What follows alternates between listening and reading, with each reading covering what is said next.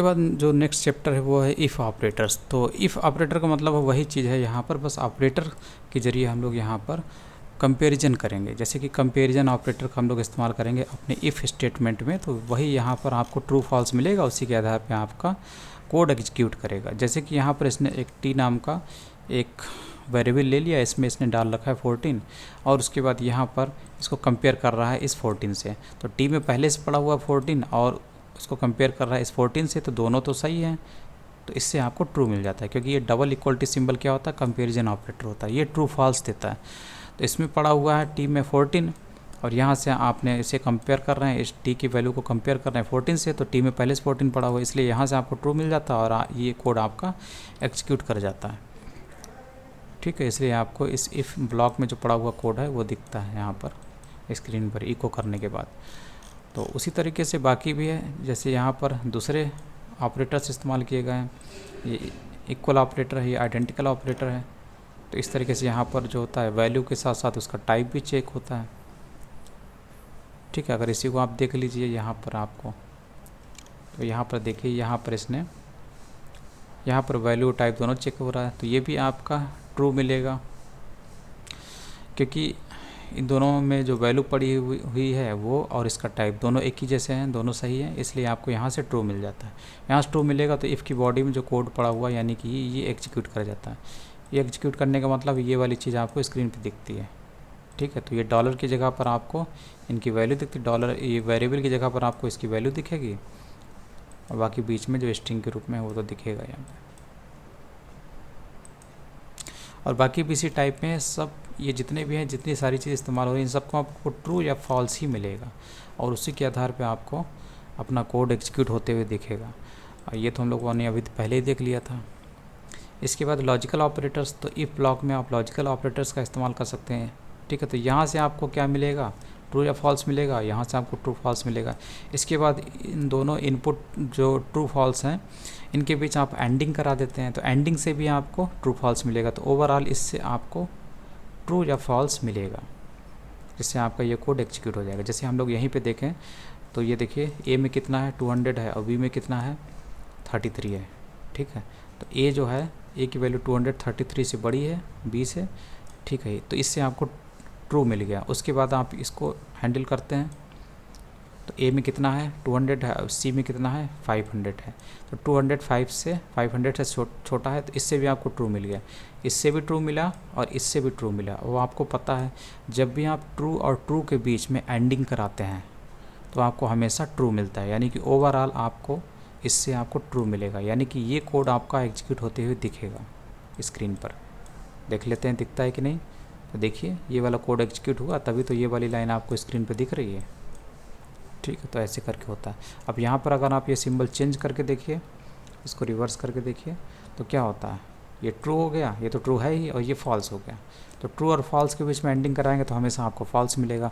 आपको मैंने पहले ही बताया था कि जब भी आप एंडिंग कराते हैं ट्रू और फॉल्स के बीच में, ठीक है, तो हमेशा ट्रू, एंडिंग से ट्रू हमेशा तभी मिलता है जब दोनों इनपुट पे आपका ट्रू होना चाहिए, यानी कि इस इनपुट पर और इस इनपुट पर, दोनों इनपुट पर ट्रू होगा तभी आप एंडिंग कराएंगे, तभी आपका उसमें आपको ट्रू मिलेगा। लेकिन यहाँ पर तो यहाँ पर ये ट्रू है और ये फॉल्स है, तो ट्रू और फॉल्स के बीच एंडिंग कराएंगे तो आपको फॉल्स ही मिलेगा। ठीक है, फॉल्स मिलेगा तो यानी कि इफ़ के ब्लॉक में जो कोड पड़ा हो ये रन ही नहीं करेगा, क्योंकि यहाँ से आपको फॉल्स मिल रहा है। फॉल्स मिलने से ये वाला कोड आपका एग्जीक्यूट नहीं करेगा। ठीक है, तो अब आप इसको रन कराएंगे तो ये आपको यहाँ पे स्क्रीन पे कुछ नहीं दिखाई देगा, क्योंकि फॉल्स हो गया इफ़। इस तरीके से ही होता है। यहाँ पे लॉजिकल ऑपरेटर्स था और ये सब हैं एंड ऑपरेटर, लॉजिकल ऑपरेटर है, एंड ऑपरेटर है, ये भी एंड है, ये भी एंड है, एक ही जैसे हैं ये। आप इसकी जगह पे ये इस्तेमाल करिए एंड की जगह पर, या फिर ए एंड डी एंड लिख दीजिए, दोनों सही है। और ये थोड़ा सा लंबा एग्जाम्पल दिया हुआ है, तो पहले आपको ये सब हल करने हैं। ठीक है, उसके बाद इनके बीच में आपको ये कौन सा ऑरिंग वाला ऑपरेशन और करना है। ठीक है, पहले इन सबको हैंडल करना है, इन सबको कंपेयर करने के बाद जो इनपुट आएंगे, जैसे ए का 5 से कंपेयर कर रहा है, ए में जो वैल्यू पड़ी हुई है 5 उसको 2 से कंपेयर कर रहा है, तो ये तो आपको फॉल्स दे देगा, क्योंकि ए में 5 पड़ी हुई है वो 2 के बराबर थोड़ी है।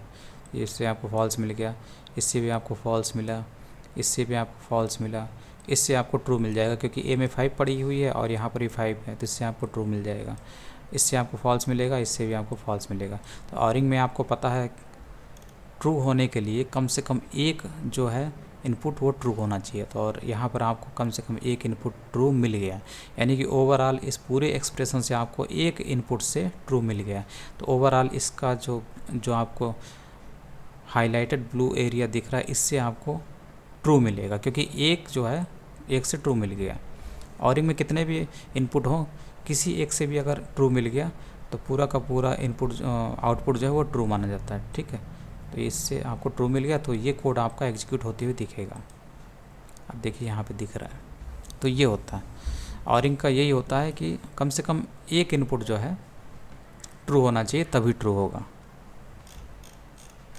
और एंड में जब तक दोनों इनपुट या जितने भी इनपुट हैं सभी ट्रू नहीं होते हैं, तब तक पूरा का पूरा एंडिंग से आपको ट्रू नहीं मिलेगा। सभी को ट्रू होना ज़रूरी है एंडिंग में। इसके बाद है इफ एल्स स्टेटमेंट। तो इफ एल्स को अभी हम लोगों ने देखा कि जो भी आप कोड इस्तेमाल करते हैं, जैसे यहाँ पे देखिए इफ एल्स का, इफ़ में एक कंडीशन दी हुई है, उसकी बॉडी यहाँ से यहाँ तक इसमें कोड पड़ा है। अब ये कंडीशन मान लीजिए फॉल्स हो जाती है, तो आप चाहते हैं कि कोई दूसरी चीज़ भी रन करनी चाहिए इसके फॉल्स होने के बाद। तो जिस चीज़ को आप चाहते हैं कि फॉल्स होने के बाद वो रन कर जाए, उसको हम इल्स ब्लॉक में डाल देते हैं। तो इल्स का ब्लॉक है ये, ठीक है, इस ब्लॉक में आप डाल देते हैं। इसको हम लोगों ने पहले एग्जांपल में देख लिया, यहाँ पे फिर से देख लेते हैं। जैसे कि आपने यहाँ पर लिया, यहाँ पर डेट नाम का एक फंक्शन इस्तेमाल किया और इसमें आपने एच डाला, तो एच से आपको घंटा मिल जाएगा, इस समय कितना टाइम हो रहा है। ठीक, तो इस समय 7:20 हो रहा है। ठीक, 7:20 से आपको यहाँ पे टाइम, इसमें टी में कितनी वैल्यू आ जाएगी, आवर की वैल्यू आएगी। ठीक, जैसे कि आप इसी को इको कर लीजिए, आप यहाँ पे इको करिए तो आपको पता चल जाएगा कि आखिर इसकी वैल्यू कितनी है इस समय। $T हम लोग यहाँ पे लिख देते हैं ज़रा, और ये हो गया। अब देखिए इसकी वैल्यू कितनी है, तभी आपको समझ में आ जाएगा। इसको ज़रा हम लोग हटा देते हैं, $T की वैल्यू देखते हैं।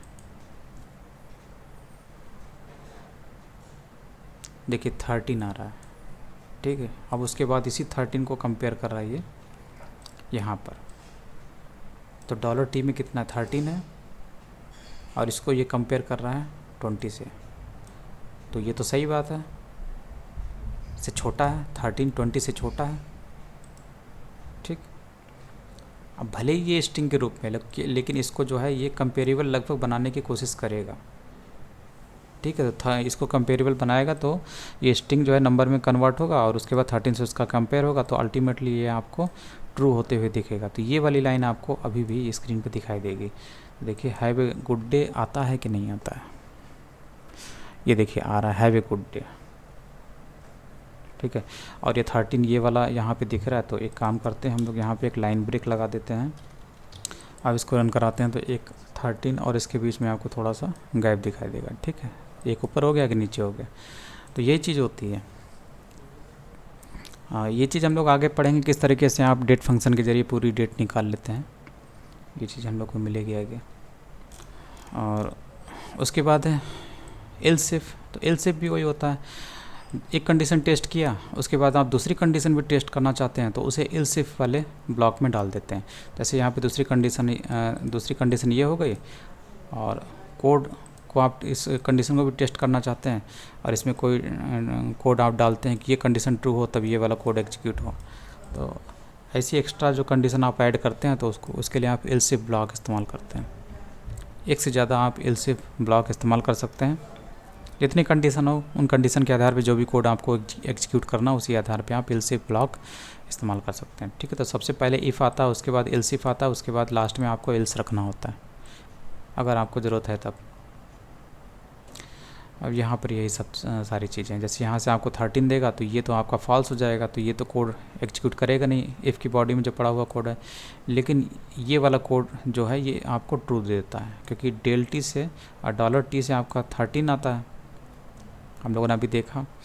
तो ये चीज़ आपकी ट्रू हो जाती है। तो ये लाइन आपको स्क्रीन पे दिखाई देगी, यानी ये जो एल्स इफ वाला जो ब्लॉक है ये चल जाता है।